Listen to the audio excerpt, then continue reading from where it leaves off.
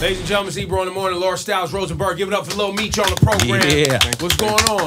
Thank you, man. Now, do you? I've been meaning to ask you. You like going by Lil Meech, of course, because you go by it. But does anybody call you by your government, like family members, or is Meech what everybody calls you, Lil Meech? My family members call me Demetrius. Oh, they do call you Demetrius. Yeah, but most of my peers call me Meech. Right, for sure. You know, obviously, you being in this BMF, which season 3 starts March 1st on Starz. Back. I was raving, giving rave reviews to your acting chops because that was your first acting job. Yeah. For season 1. Yes, it was. Talk about playing your father, man. Like that's. Man, it's still a surreal moment to me. Like when I first met 50, I was still trying to find myself. My dad was calling me from jail every day. He was like, "Man, what you gonna do?" I'm like, "Shit, I don't know." And I always knew I wanted to be my own person.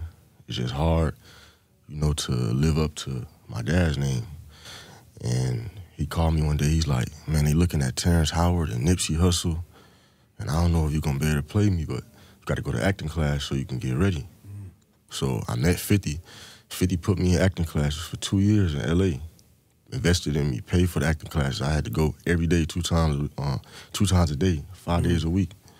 In the morning, in the afternoon, come back home, study again, do the same thing the next day. Wow, and a ball player. Yeah, but I put in the work though, and it showed me that 50 couldn't get me the job. I had to get myself the job. My dad couldn't get me the job.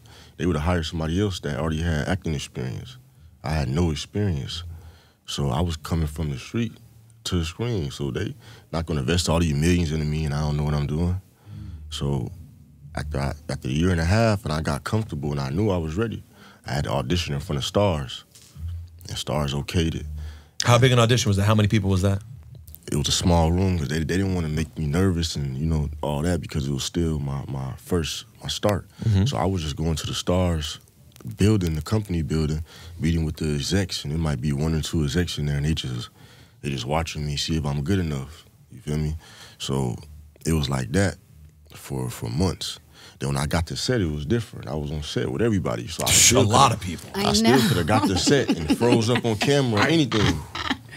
So I just had to have a strong mindset and know that this is a once-in-a-lifetime opportunity. If I didn't take it, somebody else was going to take it. And I was going to be watching somebody else play my dad. Right. And that would have been the worst thing in my life. While you were taking all these acting classes, were you intimidated at all? Like, I can't believe how hard this is. Because people think it's easy, but it's very tough. When I first started acting, I thought it was just reading lines. Like, in school, I'm the type of person, I'm trying to figure out how to get an A+. So I'm watching movies. I'm like, man, acting must just be reading lines off of paper, like something like this. And when I get there, they're like, hey, don't look at the paper. Imagine your mom and dad in a casket right now, you in a funeral. And my mom and dad still living, so they're like, no, imagine they're dead and you at a funeral right now in front of their casket. I'm gonna watch your face for 2 minutes, and if nothing is happening, you're not feeling it. So I'm like, what? I gotta be emotional to act? Like, I gotta be crying or something? No, you just gotta be willing to wear your emotions on the sleeve at any point in time. You gotta be willing to be sad, happy, mad, cry at any point in time. And the director might tell you, I want you to do the scene a different way. You gotta be able to do it on the fly. That's what a great actor is. That's why we look at Denzel like, man, he's amazing. Because he's able to do, he going to somewhere, he going to a place, or he crying, his dog might die in the movie. He's not attached to the dog, but he might be thinking about his aunt or his grandma or something. And that's what acting really is. For you as a kid who hasn't had their father at home, though, right? And you've only, for most of your life, right? Like you've had to talk to your father and talk to him on the phone or go visit him. Reliving this story, how much is it pain? How much is there, like, how do you sort through those emotions? Like, man, it's painful every day. It's painful every day. Ever since, I still remember my dad get taken away from me when I was 6 years old. So that's where my drive comes from. If I didn't have that, I wouldn't be a great actor. If my life was just great and gravy, I wouldn't be able to show on screen. You wouldn't be able to feel nothing. You know, that hurt and that pain, that suffering, and me watching my family go from having everything to having nothing, to my mom working her job just to pay for the bills and just to pay for me to go to a good school. I really watched that happen. Like, I really was old enough to understand what was going on. So I just got to go back to there, and I can do anything, any scene. I can think about any emotional moment, and I just got to take my, myself there. And that's what acting really is, bro. Like, when you have to, as men, we're taught not to cry. Like, girls supposed to just be emotional. But when you're an actor, you have to be able to take yourself to that little boy space and not think about how you look or how somebody else is seeing you. You got to know, like, okay, this is real life emotion. People are going to be able to connect with this no matter what.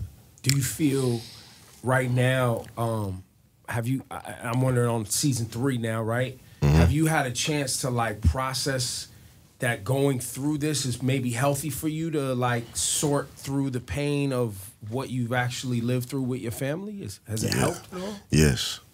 It has brought me and my father's relationship closer. Even though we talk every day, I finally got a chance to understand his childhood, how he grew up, and what made him today. Through the show, through the actual script, exactly. Like in reading this story. Exactly, because me and him always talked, but he never explained to me how he was growing up. In 1970s in Detroit, bro, it was the murder capital of the world. They was walking with holes in their shoes, going to school in 20-degree weather, 10-degree weather, like inhumane conditions, barely can live. So they was sharing milk in their cereal bowl. Like, after I'm done with it, my brother got to drink the same bowl, like, from the cereal. So they grew up too poor, bro. Like, he couldn't even finish school. In 9th grade, he dropped out and was taking care of his whole family in the streets. It wasn't the same, though, as now. So he helped me understand, like, son, this is what I had to do to live. It's a different time now. You got everything in front of you now. You got to use what I went through and take it and make something out of it now. Like, he's coaching you like that. But how about the irony? I'm sure this must cross your mind, I would think. The same things your dad did that resulted in him getting taken away from you, which was so damaging for your childhood.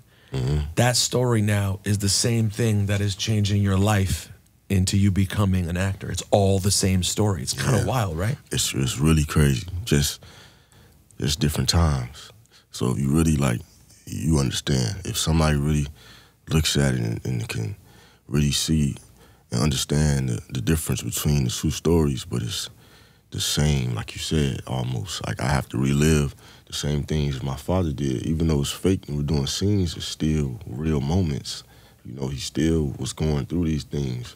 And it's the same thing with me growing up, having to live up to a name like that. Right. And people look at me a certain type of way, this and that, and I want to be my own person. Of course, I want to show my father, I appreciate everything he did, but I want to be my own person. I'm Lil Meech. I'm not Big Meech. And we don't want the end of your story to be like your father, right? Like, we want to be able to. Exactly. Yeah, you get another series where you're playing a vampire and you get nominated for an Emmy. Like, you know what I mean? Exactly. See, in 50, that's what I appreciate so much from him, because he didn't just have the acting coach teach me how to play my father.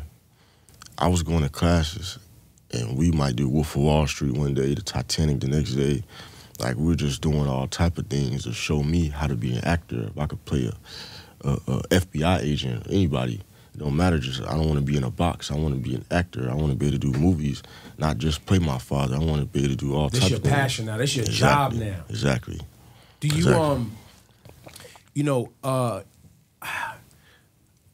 for those that have watched BMF, right, and the reason I enjoyed it, obviously, was because, A, it was well done, B, your acting blew me away, but also understanding the dynamic you were just talking about with, we live in a country where, like here in New York City, we talk about the migrants coming here and people thinking like, yo, I need to come here and it's the land of milk and honey, it's the American dream, I'm going to get a job and I'm going to buy a house and we have people here in the United States talking about what your father's beginnings, right? Mm-hmm.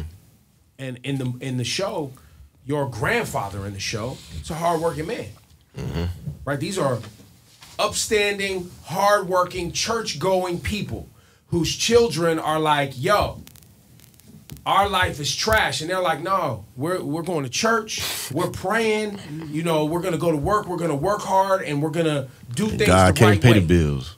Huh? God can't pay the bills. And the ends didn't meet. You know what I'm saying? And so your father's like, nah, I'm going to take my ingenuity, my hustle, my charisma, and I'm going to turn this into something that's going to change our lives. Your grandfather, I'm assuming that's a true story, grandfather wasn't with it. Mom was in denial, your grandmother. But this is a story like we was talking about earlier on the show where, you know, people don't understand why do migrants get to come here and get food and a roof over their head when you got people who have been here for generations that they don't have nothing. And how come in a nation of some of the most wealthiest people, we can't fix it? And I think that speaks to the irony that you're talking about, though, right? Where the story of someone that took matters into their own hands, whether it be legal or illegal, and tried to make the most of whatever was in front of them, now their family gets to benefit from the story, benefits, right? In some way, which is, it's bittersweet. It's not what you want. But a lot of families had to make the sacrifice. Hey, it's real life. Or have tried to make the sacrifice. It's real life. Just showing you what people go through right now to this day. Right. They don't got to be black, Chinese, Egyptian, whatever ethnicity or race you are, you still going through this. Yeah. You know, there's people out here who can barely afford to pay their bills, still in electricity. But the twist is going to work every day, working a full-time job. And still doing the things that the country says, hey, you do this, you'll have... But the wages ain't adding up to the cost. We was talking earlier, motherfuckers can't afford a McDonald's. Especially when you got kids. Yep. Especially when you got kids. And you thought if you followed the rules, you'd be okay. Right. But then you're not. Yeah. And then what do you do? Exactly. How do you... Do you have to work on sort of differentiating yourself from the character? Because like I work for WWE, right? People get very confused about the characters people play every day on TV. Yeah. You're even more confusing. Your name is very similar to your dad's. You play your dad, but you're not him. You're Demetrius. You're an actor. Do you have to do anything to sort of like draw that line, just to let people know, like, yeah, I play this on TV, but like I'm not a gangster. I'm an actor. It's not like I have to make it known because people can see I'm an actor, you know, so. I just know the streets can fall in love. Like when The Sopranos was getting made, I know that they started hearing from real gangsters reaching out to them like, yo, we love it. And they're like, all right, cool, thank you. But like, give me my space. I'm just, you know what I mean? Just an actor. So people can tell, though, that you're not your dad. It's clear. I was born 2000, man. My father got locked up 2005, going on 2006. Everybody know I was a baby. Right. They know I didn't barely know what was going on. So, but I have to imagine the streets love this show. So the streets love me. They love my father, so they're gonna respect me. You know, my father didn't do nothing but show people love and take care of people. You know, so everywhere I go, I get love. No matter what state, city, anything, I get love, and I show love back. You know, it's important to connect with the community. That's what 50 does. That's why his shows are so successful, and he's so successful because he never forgets where he came from. He still goes back to these small cities, and people can connect. It's the same thing with BMF. If you go back like 10 years, you're like a 13-year-old kid, you're not an actor, and Rick Ross makes the song BMF and starts saying out loud, I think I'm Big Meech. At that time, did that create a hubbub in your life where like all the kids in school being like, yo, what was that experience like? And it was crazy because before I started acting, people already knew who I was. I had braids like my father. You know, I had tattoos. I'm light-skinned. I look just like him. So people already knew who I was from social media and all that. But when the song came out, Rick Ross made that song, it made it way bigger. For sure. It was already big, but it just started giving people a face to the name and a name to be able to like, okay, that's who that is. You know, everybody that didn't know, that wasn't around, that, you know. So it definitely... It had an impact. It definitely had an impact. The season 3, March 1st, Starz. Anything I'm sure you don't want to give it away, but is there anything we should be... Because in the story now, how much of the story is still your father and how much of the story is now? Because, you know, when these go on for seasons, it starts to morph into its kind of own story arc at some point. Yeah. Has that started to occur yet? Season 3 is the arc. Season 1 and season 2, it was the stomping ground. We were showing y'all how the brothers first started together. Now they're on their own journey. Terry is staying back in Detroit. Meech is going to Atlanta. they're both about to start having a new crew. Meech is having to navigate through Atlanta by himself without having his brother around like they usually do. So it's still a part of the original story. This is real. Based in fact. This is based in fact. This is what really happened. My dad left from Detroit and went to Atlanta because, you know, Atlanta is the hub of the United States. It has all these different freeways going all different type of places of the country. So my dad seen that early, moved to Atlanta. Terry didn't want to go. He stayed in Detroit. That's how they start building their lives, you know. And now this season, you can just hope for it. Like, you can really just look for everything is elevated. The action, we're having a lot of new characters, a lot of new faces that you guys are gonna love to see. And it's all about, this season is all about telling a story between the two brothers, you know, because it's crazy, you know, how they started off and how they're going. It's a lot of different things. I just can't wait till you guys get to see. How are you enjoying celebrity and people being all in your personal life? I mean, some of it, I think you be trolling us, right? You and Summer and the whole back and forth, whatever that is. Are you enjoying social media being? Is it funny to you? I see you laughing. Yeah, it's funny to me, man. I don't take none of that stuff serious. Yeah, and I got tough skin, so I don't care, you know. And you really absolutely were helping your cousin with groceries, like that. Absolutely, that's been cleared up. We're clear that absolutely. That was. Absolutely. So the video that came out, was that the neighbor? Like, how did that even? Was that the neighbors? How did that even happen? That's my only question the whole time was there was a video of him going in his cousin's house and helping bags. That's crazy, right? Like where? Like who filmed this? Where's the privacy at? So was it somebody's like door ring camera? Is that what it was? So the neighbors, door ring cam. They saw me walking on a ring cam and just recorded it, decided to put it on Instagram. Now, do you all know the neighbor? Nah. Does your cousin know the neighbor, or they just was like, oh, that's the dude from BMF? I don't even know. Don't even know. But it's crazy. It's just crazy. How it's you crazy. Feel like you're doing something for your family, and all of a sudden it just taught me you don't have no privacy. Yeah, it turned into an industry-ish storm. But it's worth. But the trade-off is worth it for you. The people being in your business, all that. You really enjoy the acting part of this. I enjoy it. I don't ever take it, you know, the hard way. It's fun. It's life. What would be a dream character for you to play after you finish?